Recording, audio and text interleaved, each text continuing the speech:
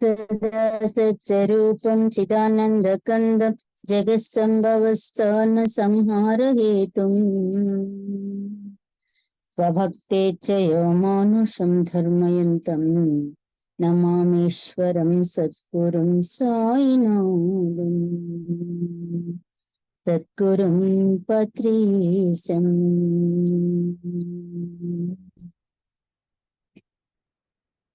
మనందరి గురువైన డాక్టర్ బ్రహ్మర్షి పితామహ పత్రేజీ స్వర్ణమాల అమ్మకి ఆత్మాభివందనాలు చేసుకున్నాం. ఇక్కడ ఈ జూమ్ కార్యక్రమంలో పాల్గొన్న దివ్యాత్మ స్వరూపులందరికీ నా ఆత్మ ప్రణామములు. మనము సప్త ఋషుల గురించి చెప్పుకుంటూ ఉన్నాము. గత 4 రోజులుగా 4 ఋషుల గురించి తెలుసుకున్నాము. ఇప్పుడు 5వ ఋషి గౌతమ మహర్షిని గురించి తెలుసుకుంటాము.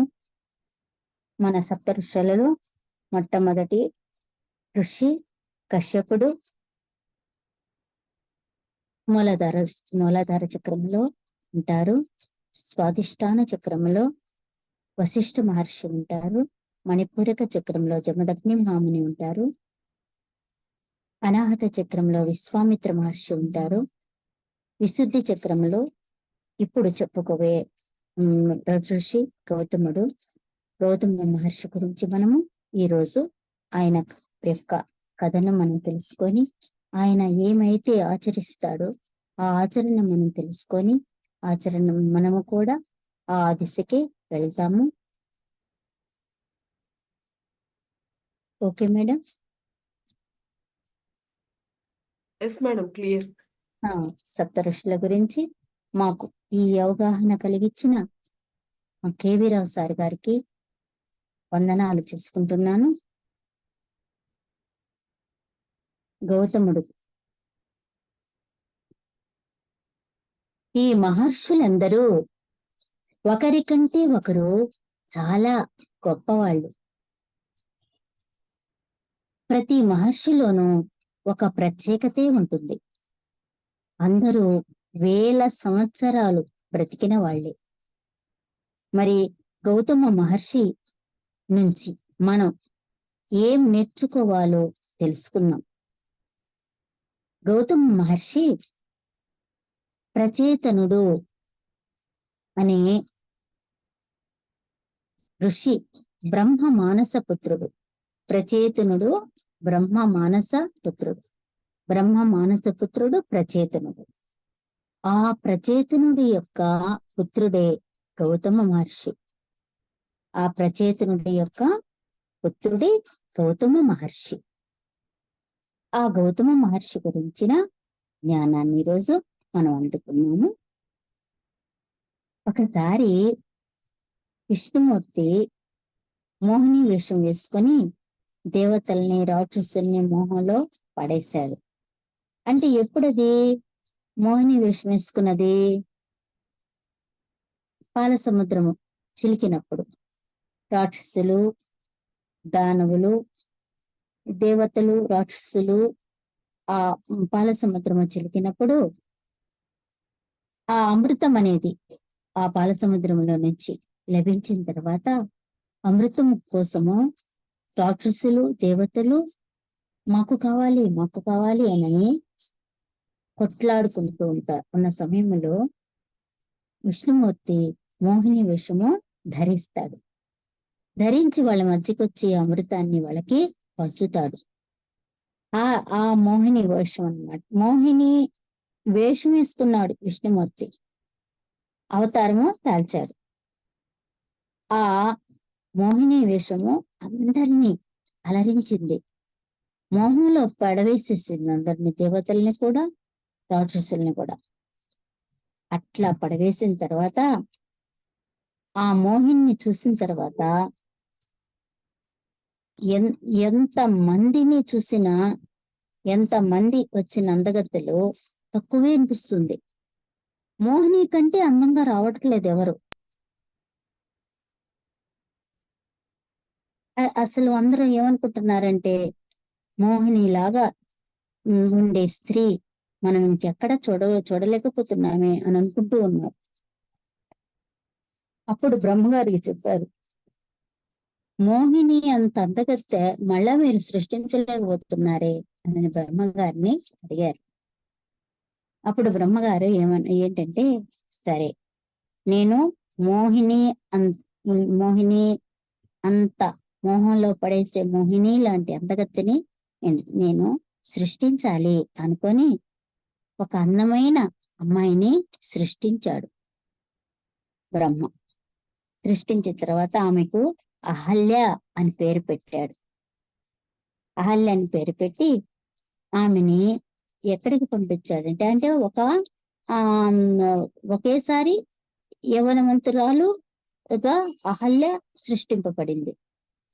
ఆమెను గౌతమ మహర్షి దగ్గరికి ఆశ్రమానికి పంపించాడు బ్రహ్మ. గౌతమ మహర్షి ఆశ్రమానికి పంపించాడు. ఎందుకు? గౌతమ మహర్షికి సేవ చేయమని పంపించాడు. గౌతమ మహర్షికి ఏం కావాలి? పూలు పండ్లు ఏం కావాలి, ఆయనకి పూజా సామాగ్రి అందించడము, అక్కడంతా కూడా పూజకి సిద్ధం చేయడము, ఆయన ఆకలిస్తే ఆయనకి కావలసిన ఆహారం పెట్టడము, ఇట్లాంటివన్నీ గౌతమ మహర్షికి సేవలు చేయడానికి ఆ అందమైన అహల్యను పంపించాడు బ్రహ్మ ఆశ్రమానికి, గౌతమ మహర్షి ఆశ్రమానికి. ఎందుకంటే బ్రహ్మకి ఆయన మనసులో ఏముందంటే, బ్రహ్మ అహల్యను గౌతముడికి ఇచ్చి పెళ్లి చేయాలని ఆయన కోరిక. గౌతముడు ఉత్తముడు, మంచి వయసులో ఉన్నాడు, ఆశ్రమంలో ఉన్నాడు, ఆశ్రమ నిర్వహణలో ఉన్నాడు, ఆయనే సరిపోతాడు ఈ అహల్యకు అనని ఆయన కోరిక అన్నమాట. ఈ సేవలకు పంపిస్తే ఆమెని గమనించి పెళ్లి చేసుకుంటాడు అనుకున్నాడు. కానీ గౌతముడు మాత్రము ఆమెను పెళ్లి చేసుకుంటానని అనలేదు. ఎన్ని సంవత్సరాలు గడిచిపోతా ఉంది, ఆయనకి సేవలు చేస్తూ ఉంది అహల్య. రోజులు గడిచిపోతున్నాయి, నెలలు గడిచిపోతున్నాయి, సంవత్సరాలు గడిచిపోతున్నాయి. కానీ గౌతముడు ఆమె వైపు కూడా సరిగా చూడడు. ఆమె పనులు చేసి పెడితే తృప్తిగా కృతజ్ఞతగా చూసుకుంటూ ఉన్నాడు తన పనులు. అంతేగాని ఏదైనా కావాలంటే అడుగుతున్నాడు, అంతేగాని ఆమెని పెళ్లి చేసుకుంటానని ఆమె వైపు చూడడం గాని ఏం చేయడం లేదు.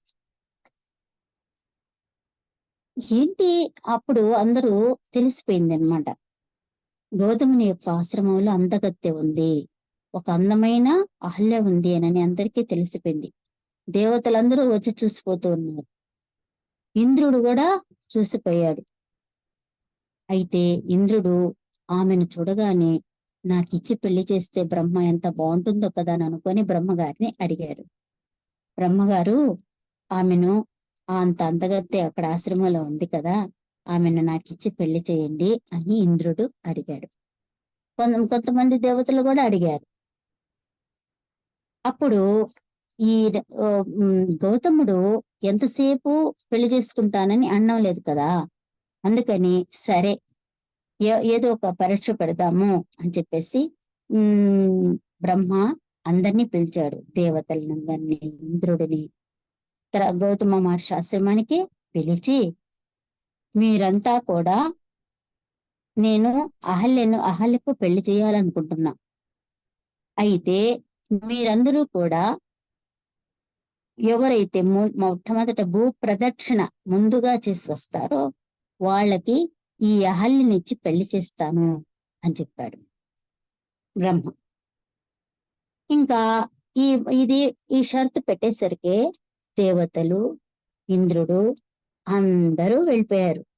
భూ ప్రదక్షిణ చేయాలని అందరూ వెళ్ళారు. అంతకుముందు వినాయకుడికి సుబ్రహ్మణ్య స్వామికి దేవతలకి అలా పెట్టారు కదా, భూ ప్రదక్షిణ చేయాలని ఒక పోటీ పెట్టారు. అలాగే ఇక్కడ కూడా జరిగింది. అందరూ భూ ప్రదక్షిణ మొదలు పెట్టారు. దేవతలు వెళ్ళిపోయారు, ఇంద్రుడు వెళ్ళిపోయాడు, అందరూ భూ ప్రదర్శనకి వెళ్ళిపోయారు. గౌతముడు మాత్రము తనకి సమీపంలో ఉన్న ఆవుకి ప్రదక్షిణ చేసి ప్రదక్షిణ చేసి ఇదే భూ ప్రదక్షిణతో సమానము అని చెప్పాడు. ఈ గౌతమ మహర్షి మాత్రము పోకుండా అక్కడే ఆశ్రమంలో ఉండే ఆవుకి ప్రదక్షిణం చేశాడు.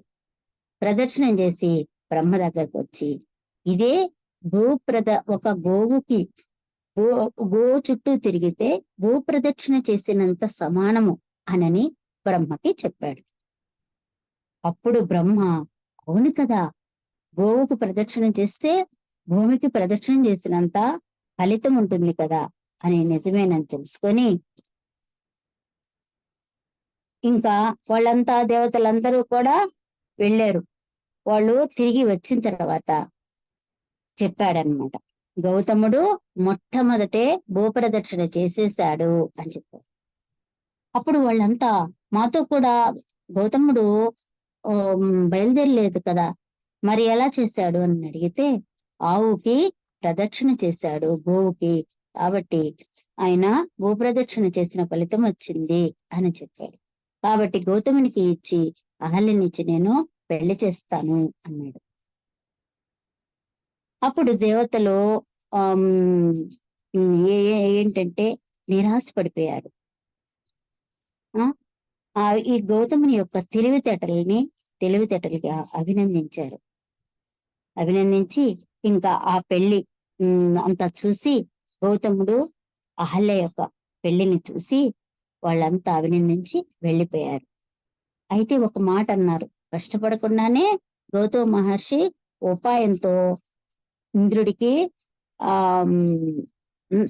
ఉపాయంతో ఎంత పని చేశాడో చూడు, అహల్యను పొందాడు. కష్టపడకుండానే గౌతమ మహర్షి ఉపాయంతో అహల్యను పొందాడు కదా అని చెప్పి అన్నాడు ఇంద్రుడు. ఇంద్రుడు గౌతముడి యందు అసూయ పెరిగింది. చూడు, నేను చేసుకోవాలనుకున్నాను, నాకు ఇచ్చి చేయలేదు. ఒక పోటీ పెట్టాడు, ఆ పోటీలో ఆ పోటీలో ముందే రాలేకపోయినందుకు గౌతమునికి ఇచ్చి పెళ్లి చేయాల్సి వచ్చింది అని గౌతముడి మీద అసూయ పెంచుకున్నాడు ఇంద్రుడు. ఈ విధంగా జరిగింది. అంటే గౌతమ మహర్షి పెళ్లి కాకుండా ఇతర కన్యలని కళ్ళెత్తి చూడకూడదు అన్న దీక్షలో ఉన్నాడు. ఆ దీక్షని కూడా పూర్తి చేసుకొని బ్రహ్మ యొక్క మెప్పు పొంది ఆ గోప్రదక్షిణని చేసి ఆమెను గౌరవప్రదంగా అహల్యను వివాహమాడాడు గౌతమ మహర్షి. ఇంకా పెళ్లి చేసుకున్నాడు కాబట్టి దండకారణ్యానికి వెళ్ళారు. దండకారణ్యానికి వెళ్ళి అక్కడ భార్యతో పాటు కూర్చొని చాలా చాలా సంవత్సరాలు అక్కడ తపస్సు చేశాడు గౌతమ మహర్షి. అప్పుడు బ్రహ్మ ప్రత్యక్షమయ్యాడు గౌతమ మహర్షికి. గౌతముడు ప్రత్యక్షమైతే గౌతముడు ఏం కోరల, ఆయన తపోదీక్షకు మెచ్చి బ్రహ్మ గౌతముడు ఉన్న చోట భూమి ఎప్పుడు సస్యశ్యామలంగా ఉంటుంది అని వరం ఇచ్చి వెళ్ళాడు. గౌతముని యొక్క ఆయన గుణగణాలకు మెచ్చి బ్రహ్మ ఆ వరం ఇచ్చాడు. గౌతముడు ఎక్కడైతే ఉంటాడో, ఏ చోటునైతే ఉంటాడో అక్కడ భూమి ఎప్పుడు సస్యశ్యామలంగా ఉంటుంది, నువ్వెక్కడుంటావో అక్కడ ఉంటుంది అని చెప్పి వెళ్ళాడు. అప్పుడు వీళ్ళు అన్యోన్యంగా ఉన్నారు. గౌతముడు అహల్య అన్యోన్యమైన దంపతులు. ఆమె మీద ఎంతో గౌరవం, ఎంతో ప్రేమ, ఎంతో అనురాగంతో గౌతముడు ఉండేవాడు. అహల్య కూడా ఎంతో భక్తి శ్రద్ధలతో గౌతమునికి సేవలు చేస్తూ ఆయన్ని ఎంతో గౌరవంగా కీర్తిస్తూ ఉండేది. ఇద్దరు ఎంతో అన్యోన్యంగా ఉన్నారు. తరువాత శతశృంగిగిరి అనే చోట ఒక పర్ణశాల కట్టుకుని గౌతముడు అతిథులకి చక్కటి భోజనం పెట్టడం మొదలు పెట్టాడు. ఇంకా వరం ఇచ్చాడు కదా బ్రహ్మ, అందుకని శతశృంగి అనే ఒక కొండ మీదకి వెళ్ళాడు. అక్కడికి వెళ్ళి ఇంకా ఆయన ఎక్కడుంటే అక్కడ భూమి సస్యశ్యామలంగా ఉంటుంది కాబట్టి ఆయన అక్కడికి పోగానే వెంటనే అక్కడ సస్యశ్యామలం అయిపోయింది. పంటలు అద్భుతంగా పండుతూ ఉన్నాయి. అలా పండుతూ ఉండేసరికి ఎవరైనా ఆశ్రమానికి ఒక పర్ణశాల అక్కడ నిర్మించుకొని ఆశ్రమం నిర్మించుకొని అక్కడ ఉన్నాడు అనమాట. ఎవరైనా అతిథులు అక్కడికి వస్తే వాళ్ళకి చక్కటి భోజనాలు పెడుతున్నాడు. ఒకసారి భూభాగం అంతటా కరువు వచ్చింది. గౌతముడు ఉన్న ప్రాంతం తప్ప మిగిలిన చోట అందరూ ఆకలితో చచ్చిపోతున్నారు. కొంతమంది ఆకలికి ఆగలేక శవాల్ని తినేస్తున్నారు. అంటే కరువు వచ్చింది. భూభాగం అంతా మొత్తం ఎండిపోయింది. ఆ గౌతముడు ఉన్న చోట మాత్రము సస్యశ్యామలంగా ఉంది. అయితే మిగతా చోటంతా కూడా కరువు వచ్చి మొత్తం భూమంతా ఎండిపోయి ఆకలికి అలమటిస్తూ ఏమీ దొరక్క శవాల్ని తినేస్తున్నారు అన్నమాట. దీని నివారణకై గౌతముడు 6 మాసాలు తపస్సు చేశాడు. అయ్యో, లోకమంతా ఈ విధంగా భూభాగం అంతా కూడా ఇలాగా ఎడారైపోతూ ఉంది. ఒక్క చెట్టు మొలవలేదు, వర్షాలు లేవు. దీన్ని నివారించాలంటే నేను తపస్సు చేయాలి అనని తపస్సు చేశాడు. తపస్సు చేయగానే వరుణదేవుడు సాక్షాత్కరించాడు. వరుణదేవుడు కోసము తపస్సు చేశాడు. వరుణదేవుడు తపస్సును మెచ్చి 6 మాసాలు చేశాడంట. 6 మాసాలు చేసిన తర్వాత వరుణదేవుడు సాక్షాత్కరించి, గౌతమ, నీ తపస్సుకు సంతోషిస్తున్నాను. నీ కోరికేంటి అని అడిగాడు. అప్పుడు గౌతమ మహర్షి, మహాత్మా, సకల జీవులకు నీరు అవసరమైంది కదా. అనేక సంవత్సరాల నుంచి వర్షాలు లేక అనావృష్టి ఏర్పడి బాధిస్తూ ఉంది. కావున వర్షం కురిపించండి అని ప్రార్థించాడు వరుణదేవుని. వర్షం కురిపించండి అని ప్రార్థించాడు. అప్పుడు వరుణుడు గౌతమునితో ఆ గౌతముని యొక్క పరోపకార బుద్ధికి సంతోషించాడు. వరుణదేవుడు సంతోషించాడు. గౌతముని యొక్క పరోపకార బుద్ధికి సంతోషించి, ఓ మహర్షి, జీవుల యొక్క దుష్కర్మ ఫలములను అనుసరించి ఇట్టి దేశ విప్లవములు జరుగుతూ ఉంటాయి. అంటే జీవుల యొక్క దుష్కర్మ ఫలములను అనుసరించి ఇట్టి దేశ విప్లవములు అంటే ఇలాంటి కరువు కాటకాలు, సునామీలు, తుఫాన్లు అట్లాంటివన్నమాట. అవన్నీ జరుగుతూ ఉంటాయి. దైవ నిర్ణయమునకు నేను బద్ధుడను. దైవము అలా కరువు రావాలని సంకల్పించి అలా జరుగుతూ ఉంది. మరి దైవ నిర్ణయానికి నేను బద్ధుడిని. నేను వర్షము రప్పించలేను. నేను ఆ పని చేయడానికి నేను సుముఖంగా లేను. నేను ఆ పని చేయుటకు విఫులడును. కావున నీవు వేరొక వరము కోరుకో అన్నాడు. నువ్వు ఇది కాకుండా వర్షం కురిపించు అనేది కాకుండా వేరే వరం కోరుకో అన్నాడు. లేదా ఇంకొక ఉపాయం చెప్తున్నా. ఏంటంటే, నీవు ఒక చెరువుని తవ్వించు, ఓ పెద్ద చెరువుని తవ్వించు. నేను అంతవరకు ఆ చెరువు వరకు వర్షము కురిసి ఆ చెరువు వరకే ఆ చెరువుని నింపుతాను, నీటితో నింపుతాను అని వరుణదేవుడు చెప్పాడు.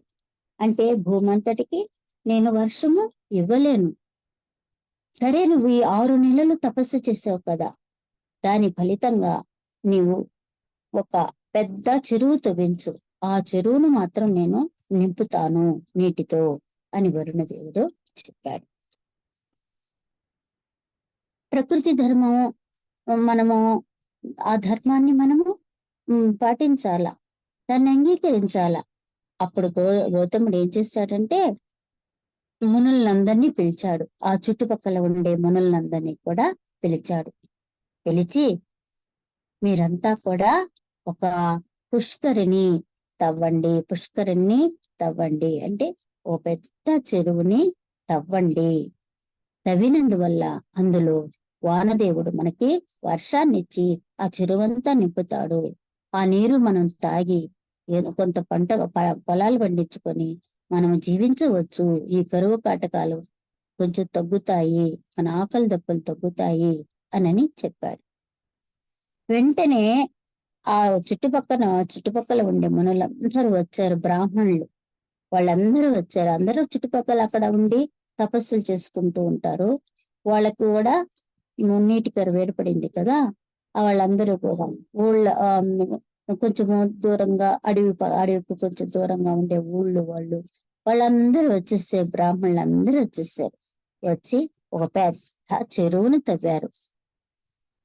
చెరువుని తవ్వంగానే వెంటనే వానదేవుడు ఆ చెరువుని నిండుగా నీటిని నింపేశాడు. బాగా నీరు వచ్చేసేసింది, చెరువు నిండా వచ్చేసింది. ఇంకా అలా నీరు అక్కడికి వచ్చిందని తెలిసి ఇంకా చుట్టుపక్కల గ్రామాల వాళ్ళంతా కూడా ఈ అక్కడ గౌతముడు తవ్వించిన చెరువు దగ్గర నీళ్లున్నాయని చెప్పేసి అందరూ ఆశ్రమానికి గుంపులుగా తండోపతండాలుగా వచ్చేసేస్తారు. ఇంకా అక్కడ వచ్చి ఇంకా అక్కడే వాళ్ళు చిన్న పన్నసాలు వేసుకొని అక్కడే కాపురము ఉండిపోయారన్నమాట. వస్తున్న వాళ్ళందరికీ వస్తున్నారు. వాళ్ళు ఏం తెచ్చుకోవడం లేదు, మనుషులు మాత్రం వస్తున్నారు. వాళ్ళందరికీ అహల్యాదేవి ఏం చేసిందంటే భోజనాలు పెట్టి కొత్త బట్టలు ఇచ్చింది. ఆశ్రమం వెంటనే భూతల స్వర్గంగా మారిపోయింది మొత్తం. ఎందుకని వచ్చేవాళ్ళు ఆ భోజనాలు చేసేవాళ్ళు కళకళలాడిపోతూ ఉందన్నమాట. నీళ్ళు అక్కడ ఉన్నాయి కదా. వాళ్ళందరికీ భోజనం పెట్టడము అహల్యామాత వంతు. కాబట్టి అహల్యామాత వచ్చిన వాళ్ళందరికీ వండి పెడుతూ ఉండేది. గౌతముడు కూడా అందరినీ ఆదరించి వాళ్ళందరినీ సంతోషపరిచేవాడు అన్నమాట. గౌతముడు వ్యవసాయ భూజల శాస్త్రంలో నిపుణుడు. గౌతమ మహర్షి వ్యవసాయ భూజల శాస్త్రంలో నిపుణుడు. భారతీయుల వేద విజ్ఞానం భౌతికమైన విజ్ఞానమే కాక దానికి ఆధారమైన ఆధ్యాత్మిక దైవిక విజ్ఞానాన్ని కూడా అందిస్తుంది. గౌతమ మహర్షి భౌతిక విజ్ఞానంలో సాధించలేని పనులు దైవశక్తి ద్వారా సాధించి ఎన్నో ప్రాంతాలను సస్యశ్యామలం చేశాడు. ప్రకృతిని క్షోభించకుండా వివిధ రకాలుగా కాలువలు, జలాశయాలు నిర్మించి ఎందరినో ఆదుకున్నాడు. గౌతమ మహర్షి ఏం చేసేవాడు, ఆయన ఎక్కడుంటే అక్కడ సస్యశ్యామలం అవుతుంది కాబట్టి వెంటనే అక్కడ ఇప్పుడు చెరువును తవ్వించాడు.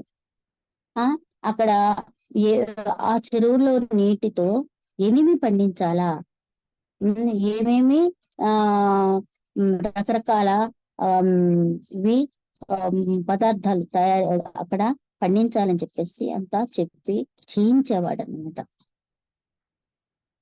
అలాగే ఆయన ఎక్కడికి పోతే అక్కడ సస్యశ్యామలం అవుతుంది కాబట్టి అక్కడ కాలువలు, జలాశయాలు ఎన్ని నిర్మించి ఎందరినో కరువు కాటకాల నుంచి ఆదుకునేవాడు.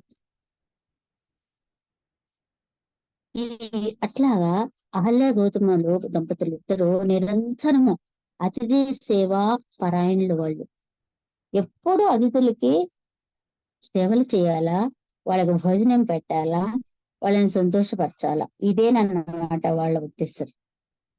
ఆ విధమైన సేవలు చేసి వాళ్ళు ఆనందిస్తూ ఉన్నారు. గౌతముడు తన వ్యవసాయ శాస్త్ర విజ్ఞానముతో శిష్యుల సహాయంతో వరి, కాయగూరలు మొదలైన పంటలు పండించేవాడు. పరమ సాధ్వి పతివ్రత అయిన అహల్య ఆ పంటల నుండి వచ్చిన వాటిని వండి అతిథులకు, ఆత్రులకు పెట్టేది. అపర అన్నపూర్ణ వలె విరాజిల్లుతుండేది అహల్యామాత. ఈ విధమైన సేవలు ఎల్లప్పుడూ చేస్తూ ఉండేవారు. తర్వాత గౌతముడికి శతానందుడనే పేరు గల కొడుకు పుట్టాడు. అతనికి శరద్బంధుడు అని కూడా పేరుంటుంది. 2 పేర్లు ఉన్నాయన్నమాట. శతానందుడు అనే పేరు, శరద్బంధుడు అనే పేరు, 2 పేర్లు ఉన్నాయి. అతడు పుట్టగానే తపస్సు చేసుకునేందుకు వెళ్ళిపోయాడు. చూడండి, శతానందుడు వెంటనే పుట్టగానే వెళ్ళిపోయాడు తపస్సు చేసుకోవడానికి. అంతటి ఉత్తమ బిడ్డను అన్నారన్నమాట వాళ్ళు. తర్వాత వాళ్ళకి గౌతముడికి తర్వాత 2 కూతుళ్ళు కూడా పుట్టారు. ఆంజనేయుని తల్లి అయిన అంజన గౌతముడి మొదటి కూతురు. గౌతముడి మొదటి కూతురు అంజన. 2వ కూతురు ఉదంక మహర్షికి భార్య యోగలక్ష్మి. అంజన, యోగలక్ష్మి అనే 2 కూతుళ్ళు కూడా వాళ్ళకి పుట్టారు. మొదటి కూతురు అంజనకి పుట్టినవాడే మన ఆంజనేయుల స్వామి అంటే హనుమంతుడు. 2వ అమ్మాయి ఉదంక మహర్షి భార్య యోగలక్ష్మి అన్నమాట. అట్లాంటి కూతుళ్ళని మహాతల్లుల్ని వాళ్ళు కన్నారు. తర్వాత ఇట్లా జరిగిపోతూ ఉంది కాలం. ఒకనాడు అహల్య తన భర్త అయిన గౌతముడి తపోబలమచే అవతరించిన గౌతమీ నదిలో ఋతుస్నానము చేయుట మహాదోషం అని తలపోసి సర్వసమర్థుడగు భర్తకు తన అభిప్రాయము చెప్పాను. గౌతముడు ఆమెకు గౌతమ నది ఎందున్న పరమ భక్తికి ఆనందించి అందులకు ఏమి చేయాలా అని తలచి, అంతకు ముందు ఎవ్వరు పంటలు పండించుకున్నటకు నాగళ్లచే దున్నని పల్లములోనున్న బీడు భూమిలో ప్రవహించమని గంగాదేవిని భక్తిపూర్వకంగా ప్రార్థించాడు. అహల్యమాత భర్తకి అంటే ఇప్పుడు సృష్టి జరిగింది అక్కడ. అక్కడ చెరువు అనేది ఒక పెద్దది జరిగింది. ఈ లేడీస్ అందరూ అంటే ఆడవాళ్ళందరూ కూడా అక్కడ ఎక్కువ మంది ఉన్నారు. ఇప్పుడు చాలా మంది బ్రాహ్మణులు ఉన్నారు. ఆ బ్రాహ్మణుల భార్యలు ఉన్నారు. వాళ్ళందరూ కూడా ఋతు సమయములో అంటే మొట్టు సమయంలో బయట చేరిన సమయంలో కూడా ఆ నది దాంట్లో ఆ చెరువులో స్నానం చేయడం బాగలేదు. అది భగవంతుని యొక్క మనకి అంటే ఒక వరంతో పొందిన ఆ చెరువుని దాన్ని అపవిత్రం చేయకూడదు, దాంట్లో అప్పుడు స్నానం చేయకూడదు. నాకు ఒక నది కావాలి, నాకు ఇంకొక చెరువు కావాలి అని అహల్య చెప్పడం జరిగింది. ఆమె భక్తికి మెచ్చి ఏం చెయ్యాలి ఇక్కడక్కడ అనని అంత స్థలం ఎతికాడు. అంటే పొలాల్లో కాకుండా ఎక్కడ నాగలి దున్నని ప్లేసు బీడు భూమి ఉంటుంది కదా, ఆ బీడు భూమి దగ్గర వెళ్ళి కూర్చొని తపస్సు చేసి కొద్ది రోజులు తపస్సు చేసి గంగామాతని ప్రార్థించాడు. గంగామాతని ప్రార్థించి, అమ్మా ఇక్కడ మీరు నీళ్లు ఇక్కడ ఈ పల్లవ ప్రదేశంలో నీరుని నింపండి అన్నాడు. గంగాదేవి వెంటనే అక్కడ ప్రవహించి ఆ బీడు భూమిలో నీటిని ప్రవహింపజేసి అక్కడ నింపింది. ఆ పల్లవ ప్రదేశంలో ఒకసారి పొంగి నిండించి మరలా యథాప్రకారం ప్రవహించుతుందన్నమాట. అంటే అక్కడ ఆ పల్లవ ప్రాంతంలో నీటిని తెప్పించేసింది గంగాదేవి. అప్పుడు గౌతముడు గంగాదేవి యొక్క వాత్సల్యమునకు తన పూర్వ పుణ్య విశేషమునకు ఆనందించను. అడగంగానే గంగాదేవి వచ్చి ఈ విధంగా నీటిని ఇచ్చింది కదా అని ఆయన చాలా ఆనందపడ్డాడు. అహల్య సంగమ తీర్థంబు, దానికి ఏమన్నా పేరు పెట్టాడు అంటే అహల్య సంగమ తీర్థంబు అని పేరు పెట్టాడు. అహల్య అడిగింది కాబట్టి అది అక్కడ గౌతమ మహర్షి గంగామాతను అడిగి అక్కడ నీటిని నింపాడు కాబట్టి అహల్య సంగమ తీర్థంబు అని పేరు పెట్టాడు దానికి. పేరు పెట్టిన తర్వాత అక్కడ ఋషులు ఎవ్వరు, బ్రాహ్మణులు గాని ఋషులు గాని ఎవ్వరు అక్కడికి వెళ్ళి స్నానం చేయకూడదు. ఎందుకంటే అది ఓన్లీ లేడీస్ అంటే ఆడవాళ్ళు చేయవలసిన నది అది. మగవాళ్ళెవరు ఆ నదికి వెళ్ళి స్నానం చేయకూడదు. ఒకవేళ ఎవరైనా ఆ నదికి వెళ్ళి స్నానం చేస్తే వాళ్ళ యొక్క తేజాన్ని కోల్పోతారు అని ఆన పెట్టాడనమాట. అక్కడ ఆన పెట్టాడు అంటే అలాగా పెట్టాడు. ఎవరు ఈ అహల్య సంగమ తీర్థంలో మగవాళ్ళు స్నానం చేయకూడదు, ఓన్లీ ఆడవాళ్లే చెయ్యాలి అని చెప్పి ఆన పెట్టాడు. అది మొదలు ఆ తీర్థాన స్త్రీలు మాత్రమే స్నానం చేయాలని అక్కడికి వెళ్ళి స్నానం చేస్తూ ఉన్నారు. పురుషులు దాని దగ్గరికి ఏమాత్రం వెళ్ళేవారు కాదు. ఎందుకంటే అక్కడికి పోతే వాళ్ళ తేజం పోతుంది, ఆ ఉండే తేజము పోతుంది మొత్తము. అంటే వాళ్ళలో ఉండే కాంతి అంతా తగ్గిపోతుంది, అంటే శక్తి పోతుంది అన్నమాట. అందుకే అహల్య సంగమ తీర్థము అని పెద్ద మాట వాడుకలోకి వచ్చింది. అహల్య సంగమ తీర్థము అని పెద్ద మాట వాడుకలోకి వచ్చింది. కానీ అది పలకలేక అహల్య అహల్య అని పలుకుతూ ఉండేవాళ్ళు. అంత పెద్ద మాట చెప్పాలి అంటే చాలా టైం పడుతుంది కదానని ఆ తీర్థానికి అహల్య తీర్థము అహల్య తీర్థము అహల్య అహల్య అని అనుకుంటూ ఉండేవాళ్ళు, అని పిలుచుకుంటూ ఉండేవాళ్ళు. ఒక సమయాన అహల్య ప్రక్కన పురుషుడు స్నానం చేస్తున్నాడని ఒక శిష్యుడు చూశాడు. అహల్య స్నానం చేస్తూ ఉంది అహల్య సంగమ తీర్థంలో. ఒక శిష్యుడు అటుపోతూ చూశాడు, ఒక పురుషుడు అహల్య పక్కన స్నానం చేస్తున్నాడు అని చూశాడు.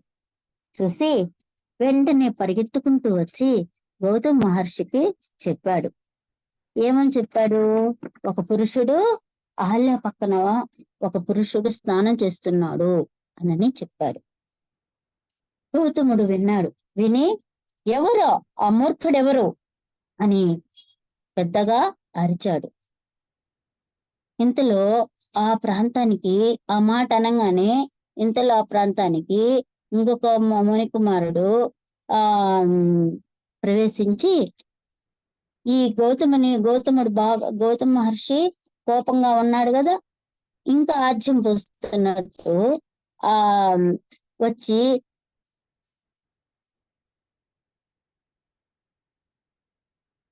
ఇంకా అహల్యను సంగమ తీర్థము అహల్య సంగమ తీర్థం అని చెప్పి ఇంకా వేరే విధంగా వచ్చినట్టు మాట చెప్పాడన్నమాట.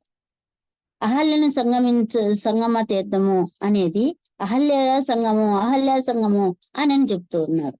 వచ్చి గౌతముడికి చాలా కోపం వచ్చేసింది. కోపం వచ్చి ఆ ప్రాంతానికి వెళ్ళాడు.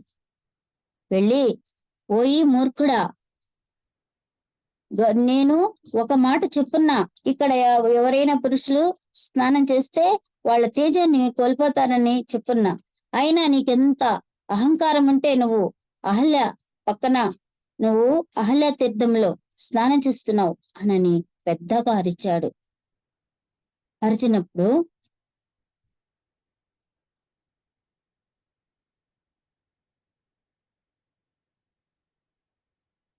ఆ మాట విన్నాడు. ఎవరు? ఆ అహల్య పక్కన స్నానం చేస్తున్న వ్యక్తి విన్నాడు. వినగానే చేస్తున్న వ్యక్తి ఇంద్రుడు. ఇంద్రుడు వెంటనే పిల్లి రూపం దాల్చాడు. అంటే తన తేజాన్ని కోల్పోయి వెంటనే పిల్లి రూపంలో పరిగెత్తుకుంటూ వచ్చి అక్కడ దాగుకున్నాడు అనమాట. పక్కనే ఒక పొదలో దాగుకున్నాడు. దాగుకోగానే గౌతముడు కోపంతో నీ ఆటలు సాగవు, సత్యం చెప్పు, ఎవరు నువ్వు అనని పెద్దగా అరిచాడు. అప్పుడు నిజ రూపము బయటకు వచ్చాడు కదా. బయటకు వచ్చిన తర్వాత ఇంకా ఆ పిల్లి రూపం పోయింది. పిల్లి రూపం పోయి నేను ఇంద్రుడను, తమ ఆజ్ఞ నాకు తెలీదు, ఇందు స్నానం చేయాలని నేను వచ్చాను. మీరు ఆ ఇలాంటివన్నీ ఆజ్ఞలు పెట్టున్నారని నాకు తెలీదు. ఇక్కడ ఏదో నీరుంది, స్నానం చేయాలని వచ్చా నేను అని చెప్పాడు ఇంద్రుడు.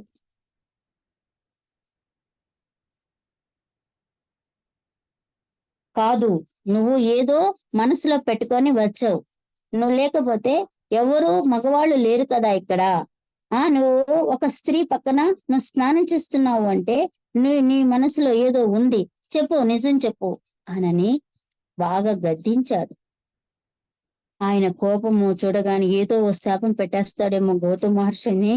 వెంటనే ఇంద్రుడు, స్వామి నా తప్పు క్షమించండి, నాకు నా హృదయమందు అహల్య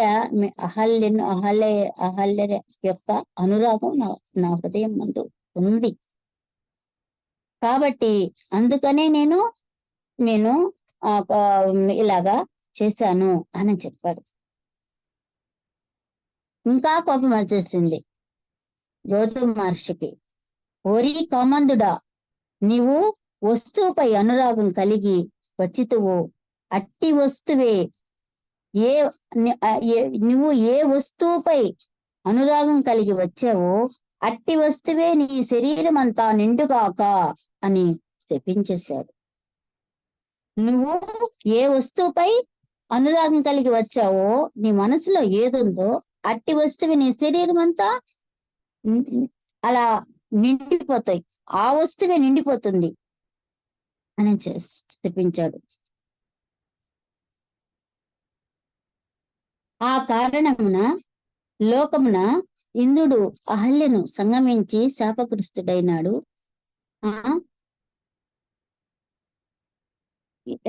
కలిగాడు అని చెప్పి నీకు వస్తుంది, నీకు అదే కలుగుతుంది, అందరు అదే అనుకోవాలి నిన్ను అని చెప్పి తెప్పించాడు అనమాట. ఇంద్రుడు వణికిపోయి చాలా భయపడిపోయాడు. అంటే ఆయన శరీరం అంతా అది వచ్చేసేసింది. అప్పటికే వచ్చిన తర్వాత వెంటనే అహల్య వచ్చేసింది దగ్గరికి. అహల్య మాత దగ్గరికి వచ్చి, స్వామి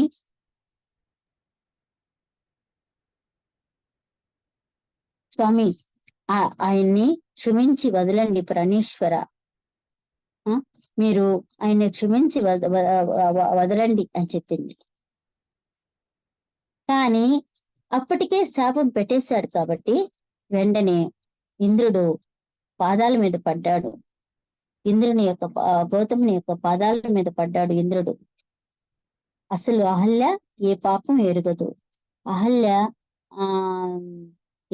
ఏ పాపం ఎరుగదు. కానీ ఈ ఇంద్రుడు ఆమె మీద మోహంతో అలా వచ్చి స్నానం చేస్తున్నాడని,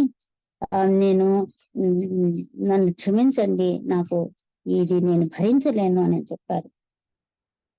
అప్పుడు ఏవైనా గాని ఇది నువ్వు కొంతకాలము తపస్సు చేసుకోపో, అప్పుడు ఒక దగ్గరికి వెళ్ళి పలాని దగ్గరికి వెళ్ళి తపస్సు చేసుకోపో, అప్పటిదాకా నువ్వు ఈ యోనిలతో ఈ శరీరం అంతా యోనిలతో నిండినది నీ శరీరం అంతా, ప్రజలు చూస్తే ఇంకా నిన్ను బ్రతకనీరు, అందుకని వెళ్ళు, నీ స్వర్గానికి కూడా అనర్హుడివి, వెళ్ళు అని చెప్పి పంపించేస్తాడు గౌతముడు. పంపిస్తే అప్పుడు వెళ్ళిపోతాడు. ఇంకా దీనికి విరుగుడు లేదు, కొంతకాలం నేను అనుభవించాల్సిందే అని తపస్సుకి ఎవరికి కనబడకుండా ఇంద్రుడు వెళ్ళిపోతాడు. అప్పుడు అహల్యామాత చాలా దుఃఖిస్తుంది.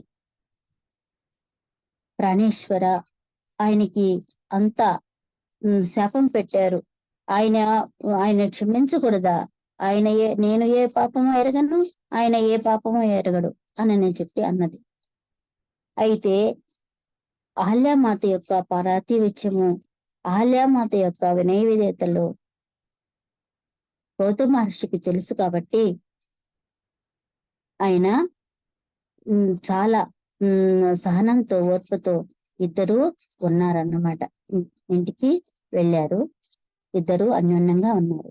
కానీ అక్కడ ఉండే బ్రాహ్మణ కుటుంబాలు, ఋషుల కుటుంబాలందరూ కూడా స్త్రీలందరూ కూడా ఈమెని తోలనాడారు. ఏంటంటే పతివ్రత ఈమె చాలా ఆమె శీలం కోల్పోయింది అనని అందరూ గుసగుసలు చెప్పుకుంటూ ఉన్నారు. ఆమె ఎక్కడికి వెళ్ళినా, నీళ్లకు వెళ్ళినా, కట్టెలకి వెళ్ళినా, ఎక్కడికి వెళ్ళినా, కూరగాయలకు వెళ్ళినా వీళ్ళ సుట్టిపోటి మాటలు అధికమయ్యాయి అన్నమాట. చాలా బాధకరంగా ఉంది అహల్యాదేవికి. అందుకని గౌతమ మహర్షి దగ్గరికి వచ్చి, ప్రాణేశ్వర, పుణ్యవతులు అపవాదులు మొయ్యలేరు, లోకులు కాకులు వంటి వారు, కావున నాకేదో దండన విధించండి, నాకు ఉపశమనం కలుగుతుంది. నా వల్ల కావడం లేదు, నేను జీవించలేకున్నాను. అందరూ తలా ఒక మాట అంటూ ఉన్నారు. నేను ఏ పాపమో ఎరుగను, కానీ అందరి మాటలు నేను ఇప్పుడు మొయ్యాల్సి వస్తుంది. వాళ్ళ మాటల వల్ల నేను తట్టుకోలేకపోతున్నాను. నాకేదో ఒక దండన విధించండి, దండన విధించండి అని చెప్పి బ్రతిమిలాడింది. అప్పుడు గౌతమ మహర్షి ఆమె యోగ్యతకు మెచ్చుకున్నాడు, సంతోషించాడు. అలా కళ్ళు మూసుకున్నాడు. కళ్ళు మూసుకొని దర్శించాడు. ఆయనకి దృశ్యాలన్నీ కూడా, రాబోయే భవిష్యత్తు దర్శనాలన్నీ కూడా కనిపించాయి. అప్పుడు వెంటనే, సరే అహల్య, నీ మాట ప్రకారమే నువ్వు ఉన్నాను అని అన్నావు కదా, సరే కొద్ది కాలము నీవు శిలాకృతిని దాల్చి ఉండు. శ్రీరాముని చరణధూళితో నీ శాపము విమోచనం కలుగుతుంది. అప్పటిదాకా నువ్వు శిలాకృతివై ఉండు అనని చెప్పించాడు. అహల్యామాత అప్పటికప్పుడే శిలారూపము దాల్చింది. అహల్యామాత లేనందువల్ల గౌతముడు అక్కడి నుంచి వెళ్ళిపోయాడు. వెళ్ళిపోయి కొంతకాలము, అంటే ఇంకా భార్య వియోగము వచ్చింది కాబట్టి ఆయన ఇంకా అక్కడ ఉండకూడదు అని అనుకొని కొంతకాలం తర్వాత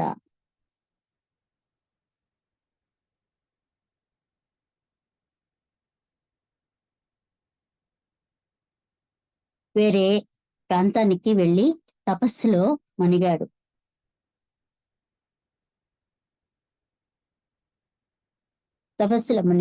తర్వాత తపస్సులో మునిగాడు. కొంతకాలం తర్వాత ఇంద్రుడికి మళ్ళీ పదవి వచ్చింది. ఆ పదవి వచ్చి ఇంద్రుడు వెళ్ళిపోయాడు, ఆ ఇంద్రలోకానికి వెళ్ళిపోయాడు. అహల్య కూడా శ్రీరామ పాదస్పర్శతో మామూలు మనిషిగా మారి మరలా గౌతముని సేవలో ఉండిపోయింది. అహల్య మాతకు కూడా కొంతకాలం తర్వాత ఆ శిలారూపము వదిలి మామూలు రూపం, అందాల రాశి అహల్యమాత మళ్ళా ఎక్కడ తపస్సు చేసుకుంటున్నాడో గౌతముడు అక్కడికి వచ్చేసింది. అక్కడికి వచ్చి ఆయన సేవలో చక్కగా ఇద్దరు ఉండిపోయారు. దంపతులు అన్యోన్యంగా ఉన్నారు. ఇట్లుండగా గౌతమి అహల్యల అద్వితీయ అతిథి సేవ, వారి ధర్మనిరతి చూసి ఈర్ష్య చెందారు కొందరు. అక్కడ కూడా ఇంకా వాళ్ళు ఏం చేస్తున్నారు, ఎక్కడ వాళ్ళు ఉంటే అక్కడ సస్యశ్యామలం అవుతుంది కాబట్టి అక్కడ కూడా ఇంకా పంటలు బాగా పండుతున్నారు. అతిథులు వారి ఆశ్రమానికి వస్తూ ఉన్నారు. చక్కగా వాళ్ళకి అతిథులకు అందరూ వండి పెడుతున్నారు. ఇది చూసి కొందరు, ఆహా, ఈర్ష్య అతి దారుణమైనది, ఈర్ష్య చెందారు అందరూ. వీళ్ళు ఎప్పుడు చూసినా పచ్చిగా ఉంటారు, అందరికీ ఇలాగ అతిథి మర్యాదలు చేస్తారు అని వాళ్ళంతా కూడా చాలా, అక్కడ చుట్టుపక్కల ఉండే బ్రాహ్మణులందరూ కూడా చాలా అసూయ చెందారు, ఈర్ష్య చెందారు. చూడండి, అది మహామేధావులైన మునులను సైతము ఈ ఈర్ష్య అసూయ ద్వేషాలు వదలవు అనేది ఇక్కడ మనకి తెలుస్తుంది. వాళ్ళు ఆశ్రమ జీవితాలే, చుట్టుపక్కల ఆశ్రమ జీవితాలే గడుపుతున్నారు. కానీ ఈ ఈర్ష్యాసూయ ద్వేషాలను వాళ్ళు అధిగమించలేకపోతున్నారు అన్నమాట. తర్వాత ఈ జలం తాము తెచ్చిందేనని అహంకారంతో ఉన్నారు. పైగా ఆశ్రమమునులను భార్యల ప్రతిబంధకము ఎక్కువైంది. అంతకుముందు చెరువు తవ్వింది మేము ఆ చెరువు తవ్వింది మేమేమి చెరువు తవ్వాము కాబట్టి నీళ్ళు వచ్చాయి, లేకపోతే ఎట్లా వస్తాయి? కాబట్టి మేమే ఆ చెరువుని తీసుకొచ్చింది అనని. అలాగే ఆ ముని భార్యలందరూ కూడా చాలా అహల్య మీద ఈర్ష్య చెంది, అసూయ చెంది, మళ్ళా వచ్చేసింది ఈమె ఇంత అందగత్తే, వీళ్ళు ఎక్కడుంటే అక్కడ సస్యశ్యామలం అవుతుంది అని ఆమె మీద విపరీతమైన ఈర్ష్య పొందారు భార్యలందరూ కూడా, ఈ మునుల యొక్క భార్యలందరూ కూడా. ఎట్టయినా గాని ఈ గౌతముణ్ణి, ఈ అహల్యమాతను ఈ ఆశ్రమంలో నుంచి వెళ్ళగొట్టేసేయాల ఎలాగైనా అనని వాళ్ళు చాలా పన్నాగాలు పన్నారన్నమాట. వాళ్ళు అదే పనిగా ఒక మంత్రాలు చదువుతూ వాళ్ళని ఎలాగైనా పంపించాలనుకున్నారు, కానీ వీలు కాలేదు.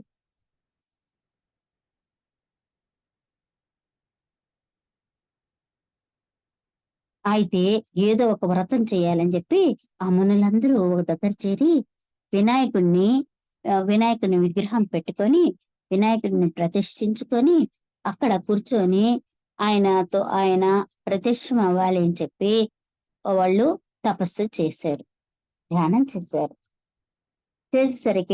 అందరూ అలా చేసేసరికి వినాయకుడు ప్రత్యక్షమయ్యాడు. ప్రత్యక్షమయ్యి ఏం కావాలి మీకు అని అడిగారు. అడిగినప్పుడు వాళ్ళు చెప్పారు, అయ్యా మేము ఎంతో కష్టపడి చెరువు తవ్వించుకున్నాం, వీళ్ళు మేము ఆ చెరువుల నీరు మాకే అధికారం ఉంది కాబట్టి ఈ ఇద్దరు దంపతులు ఎక్కడికైనా మేము పంపించేయాలనుకుంటున్నాం, గౌతముని అహల్యమాతని, వాళ్ళని ఇద్దరిని పంపించేద్దాము అని చెప్పారు. అప్పుడు వినాయకుడు, అసలు మీరు చాలా దుర్మార్గంగా ఆలోచిస్తున్నారు. తెలుసు అన్నమాట వినాయకుడికి, ఇదంతా తెలుసు. గౌతముడు అహల్య విషయమై మీరు ఇట్లా తెలుసుట ధర్మం కాదు. వారు మీ కొసింగిన మహోపకారానికి మీ చర్మం ఒలిచి పాదరక్షలుగా చేసి వారికి ఇస్తే గాని మీ రుణము తీరదు. కాబట్టి మీరు ఈ దుర్మార్గం నుండి బుద్ధి మరల్చుకోండి, వేరొక వరం కోరుకోండి, ఇస్తాను, కానీ వాళ్ళని ఈ ఆశ్రమం నుంచి తరిమికొట్టాలి అనన్న ఆలోచన మానుకోండి అని వినాయకుడు చెప్తాడు. అయితే చెప్పిన తర్వాత మళ్ళా ఇంకొక ఆలోచన వచ్చింది వినాయకుడికి. ఏమనంటే, గౌతమ మహర్షి సహాయంతో శివుడు జటాజుటంలో ఉన్న గంగను భూమి మీదకి తీసుకొస్తే అమ్మ పార్వతికి సవతి పోరు తప్పుతుంది అని అనుకున్నాడు. అంటే ఆయన ఏదైనా సాధించగలడు, ఎవరు? గౌతమ మహర్షి. అందుకే ఆయన చేత నేను తపస్సు చేపించాలి అంటే ఆయన చేత తపస్సు చేపిస్తే గంగామాతని రప్పిస్తా, గంగామాతగాన వస్తే మమ్మకు సవతి పోరు తగ్గుతుంది కదా అనుకున్నాడు వినాయకుడు. అలా చేద్దాంలే అని అనుకున్నాడు. మళ్ళా బ్రాహ్మణులందరినీ పిలిచి అక్కడి నుంచి తీసుకోపోవడానికి ఉపాయము ఆలోచించాడు. వినాయకుడు అహల్య చెలికత్తెని పిలిచి, నీవు ఆవు రూపంలో వెళ్ళి గౌతముడి పొలంలో మెయ్యి అని చెప్పాడు. ఒక చిలికత్తెని వినాయకుడు పిలిచాడు. ఉపాయం ఆలోచించాలి. ఇప్పుడు గౌతముడి చేత ఎలాగైనా నీరు తెప్పించాలి, గంగను తెప్పించాలి. అందుకోసము వినాయకుడు అహల్య చిలికత్తెని పిలిచి నువ్వు ఏం చేస్తావంటే ఆమెను ఒక ఆవు రూపాన్ని చేశాడు వినాయకుడు. ఆవు రూపాన్ని చేసి నువ్వు పోయి గౌతముని యొక్క పొలంలో మేస్తూ ఉండు పో అని చెప్పాడు. వెంటనే ఆ ఆవు గౌతమ మహర్షి యొక్క పొలంలో మేస్తూ ఉంది. మేస్తూ ఉంటే గౌతమ మహర్షి ఆశ్రమంలో ఉన్న గౌతమ మహర్షి అటు చూసేసరికి తన పొలంలో ఆవు మేస్తూ ఉంది. అరే, ఆవు మేస్తుంది అని పక్కకు తరుందాము, ఆ పంటను తినేస్తుంది కదా, వేరే పక్కకి పచ్చికి వైపుకి తరుందాము అని చెప్పి గౌతముడు ఒక గరిక తీసి ఆవు మీదకి వేస్తాడు. గరిక తీసి ఆ గరికతోటే అది పక్కకు పోతుందని ఒక చిన్న గరిక పెరిగి ఆవు మీద వేస్తాడు. వేయగానే ఆ ఆవు ఏం చేస్తుందంటే అక్కడికక్కడే చనిపోతుంది, పడిపోతుంది, చనిపోతుంది. అప్పుడు అందరూ పరిగెత్తుకుంటూ వస్తారు. ఈ బ్రాహ్మణులందరూ పరిగెత్తుకుంటూ వస్తారు. ఆహా, ఇక్కడ గోహత్య పాతకము గౌతముడు చేశాడు. గౌతముడు గోవును చంపేశాడు అనని గౌతముని అందరూ అంటారు. అందరూ గౌతమి నిందిస్తారనమాట. ఇంకేమన్నా ఉందా? గోహత్య పాతకం అది, గోవును నువ్వు చంపేశావు, గోవు చనిపోయింది, ఇంకేమన్నా ఉందా? గోహత్య పాతకాన్ని మూట కట్టుకున్నావు అనే ప్రతి ఒక్కరూ మాట్లాడుతూ ఉన్నారు. అప్పుడు భయపడిపోయాడు గౌతమ మహర్షి, భయపడిపోయాడు. అవును కదా. అప్పుడు బాధపడుతూ ఏం చెయ్యాలా ఇప్పుడు? ఈ పాపాన్ని నుండి నేను అట్లా గడ్డి పరక అలా విసిరివేయగానే ఆవు పడి చనిపోయింది. ఈ పాపం నుండి నేను ఎలా విముక్తి కలగాల? నాకు ఈ ప్రాయశ్చిత్తం ఎలా చేసుకోవాలా అని అక్కడుండే బ్రాహ్మణుల్ని అడుగుతాడు. వాళ్ళంతా కావాలని చేసిన పనే కదా ఇది, బ్రాహ్మణులు. వెంటనే వాళ్ళు ఏమిలే, నువ్వు అంటే గౌతమ మహర్షి నువ్వేం చేస్తావంటే శివుణ్ణి మెప్పించి నువ్వు ఆ జటాజుటంలో ఉన్న ఆ గంగని భూమి మీదకి తీసుకురా, అప్పుడు నీకు ముక్తి కలుగుతుంది. అప్పటిదాకా నీకు ఈ గోహత్య పాతకము పోదు. పాపము మూట కట్టుకున్నావు, నువ్వు ఆ పని చేయాలి, నువ్వు శివుని మెప్పించి ఆ జటాజుటంలో ఉన్న గంగని తీసుకురా అని చెప్పారు. అప్పుడు వెంటనే ఇంకా తపస్సుకి వెళ్ళాడు. గౌతముడు అహల్యతో కలిసి హిమవత్ పర్వతం మీద ఒంటి కాలు మీద నిల్చుకొని శివుడి కోసము కఠోర తపస్సు చేశాడు. అంటే ఈ గోహత్య పాతకం పోవాలి అంటే కఠోర తపస్సు చేయాలా, వెంటనే మన శివుడు ప్రదర్శన చేసుకోవాలా. కఠోర తపస్సు చేశాడు. శివుడు ప్రత్యక్షమయ్యి నైనా గౌతమ, నీవు ధన్యుడు, ఆ జన్మ శుద్ధుడివైన నీకు ఏ పాపమూ లేదు నైనా. ఇదంతా ఆ మునుల యొక్క కుతంత్రమే. ఈ కృతజ్ఞులకు అందరికీ కూడా ప్రాయచిత్తం లేదు. వీరు భ్రష్టులై వేద మార్గాన్ని వదిలి నాకు దూరం అవుతారు, ఈ బ్రాహ్మణులంతా కూడా. ఎందుకంటే వాళ్ళు కృతజ్ఞత అనేది, ప్రాయచిత్తం అనేది వాళ్ళకి లేనే లేదు అని. సరేనైనా, వాళ్ళు అట్లాంటి వాళ్ళు వదిలేసేయి వాళ్ళని. వాళ్ళు పాపానికి నిష్కృతి లేదు వాళ్ళకి. అయితే నైనా నువ్వు ఏదైనా వరం కోరుకో అని చెప్తాడు. నీకేదైనా ప్రసాదిస్తానైనా కోరుకో అంటాడు శివుడు. కరుణామయుడైన గౌతముడు, స్వామి, ఈ మునివర్యులు నాకు ఉపకారమే చేశారు, వీరి వల్లనే కదా నేడు నాకు నీ దర్శన మహాద్భాగ్యం కలిగింది అని అన్నాడు. చూడండి, ఆ మునులు పాపులు అనే శివుడు అన్నందుకు కూడా ఈయన గౌతమ మహర్షి ఒప్పుకోలేదు. వాళ్ళు, స్వామి కరుణామయుడు కదా స్వామి, మీ యొక్క దర్శనము వాళ్ళ వల్లే కదా నాకు కలిగింది అని చెప్పాడు. గౌతముని క్షమాగుణం చూసి పరమశివుడు చాలా చాలా చాలా సంతోషించాడు.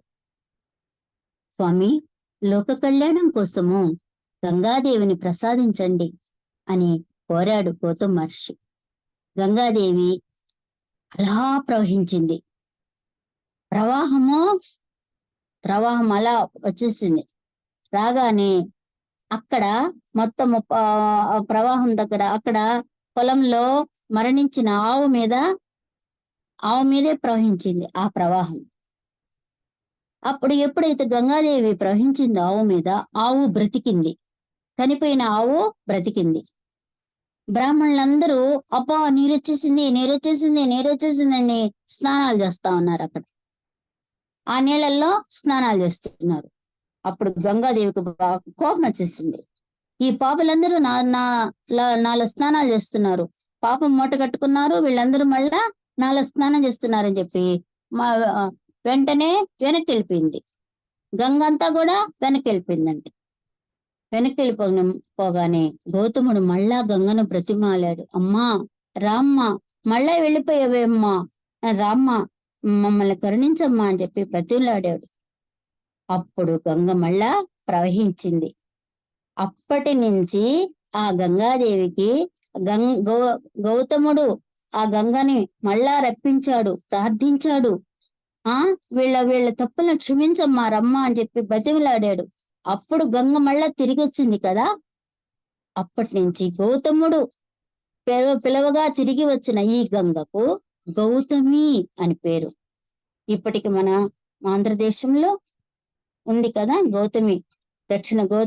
గౌతమిని దక్షిణ భారతాన్ని ఆంధ్ర భూమిని పునీతం చేయి తల్లి అని ప్రార్థించాడు. కాబట్టి గౌతమిని కోరికపై గంగాదేవి స్వామి త్రయంబకేశ్వర త్రిలింగ రూపుడై గోదావరి నది జన్మస్థానంలో అవతరించాడు.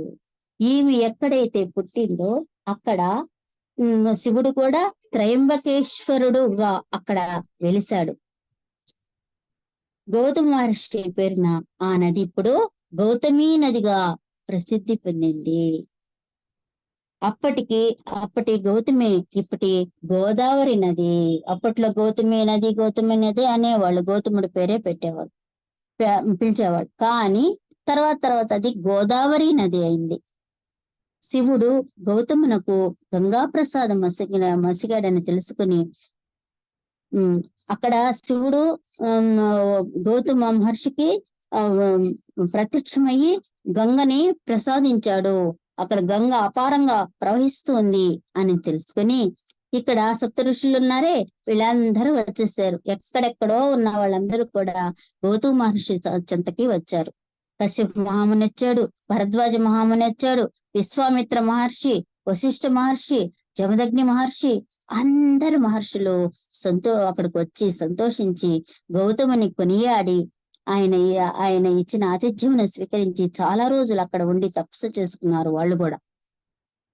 రాజమహేంద్రవరమునకు గౌతమి అని ప్రఖ్యాతి వచ్చింది. రాజమహేంద్రవరానికి గౌతమి అని ప్రఖ్యాతి. అంటే రాజమహేంద్రవరంలో ప్రవహించే నదికి మాత్రం గౌతమి అని పేరు వచ్చింది. అది మొదలుకొని 7 పాయలు ప్రవహించుట చేత అహల్యా నది అక్కడి నుంచి గౌతమి నది 7 పాయలుగా ప్రవహిస్తుంది అనమాట. ఇప్పుడు ఉన్నాయి అదంతా గౌతమి నది ఉంది, అది గోదావరి నది ఉంది. అక్కడ గౌతమి నది దగ్గర 7 పాయలు ఉన్నాయన్నమాట. 7 పాయలకి 7 పేర్లు పెట్టారు అప్పట్లో. అహల్యా నది అని, భరద్వాజ నది అని, గౌతమి నది అని, శుద్ధ గౌతమి అని, ఆత్రేయ అని, వశిష్ఠ అని, కౌశిక అని 7 సాగర సంగములే ఏర్పడ్డాయి అక్కడ. అంటే అక్కడ 7 పాయలుగా నది ప్రవహిస్తుంది కాబట్టి ఒక్కొక్క పాయకి ఒక్కొక్క పేరు పెట్టారు అక్కడ. గౌతముడు రచించిన ధర్మసూత్రాలు ఆయన పేరు మీదుగా గౌతమ ధర్మసూత్రాలుగా ప్రఖ్యాతి చెందాయి. ఇవే మొట్టమొదటి ధర్మసూత్రాలు. గౌతమ మహర్షి ధర్మసూత్రాలు రాశాడనమాట. చాలా పుస్తకాలు, చాలా గ్రంథాలు ఆయన రాశారు. గౌతముడు రాసిన ధర్మసూత్ర గ్రంథంలో 28 అధ్యాయాలు, 1000 సూత్రాలు ఉన్నాయి. ఇంకనో 4 ఆశ్రమాలు, 40 సంస్కారాలు, చాతుర్యాలు, రాజధర్మాలన్నీ కూడా ఉన్నాయి. స్త్రీలు పాటించవలసిన ధర్మాలు కూడా అందులో ఉన్నాయి. ఆహార నియమాలు ఉన్నాయి. శిక్షా స్మృతులు ఉన్నాయి. ప్రాయచిత్తానికి నియమాలు ఉన్నాయి. మొదలైన హిందూ ధర్మశాస్త్రంలోని అన్ని దృక్కోణాలు ఇందులో ఉన్నాయి. పురాతనమైన గౌతమ శాస్త్రముని అత్యంత న్యాయశాస్త్రము అని గ్రంథంగా చెప్పవచ్చు. అందులో శివుడి ప్రత్యక్షమయ్యి ఆయనకి న్యాయశాస్త్రం రాయినైనా నువ్వు అని చెప్పడం జరిగింది. ఆ న్యాయశాస్త్రంలో అది న్యాయశాస్త్రము చాలా ప్రఖ్యాతి పొందిందన్నమాట. అందులో చాలా ఉన్నాయి. న్యాయ రచనలు 16 అధ్యాయాలు, నిరూపణలు, నిరూపణ, సంకచ, ద్రష్ట, తిష్ట ఇలాంటివన్నీ కూడా ఉన్నాయన్నమాట. ఇట్లాంటి గ్రంథాలన్నీ కూడా గౌతమ మహర్షి రచించాడు. ఇటువంటి మహర్షి గురించి ఈ రోజు గౌతమ మహర్షి గురించి తెలుసుకొని ఆయన ఎనర్జీని మనము తీసుకున్నాము. ఈ గౌతమ మహర్షి గురించిన కథ ఇక్కడితో సమాప్తము. సంతోషము, సంతోషం, సంతోషం.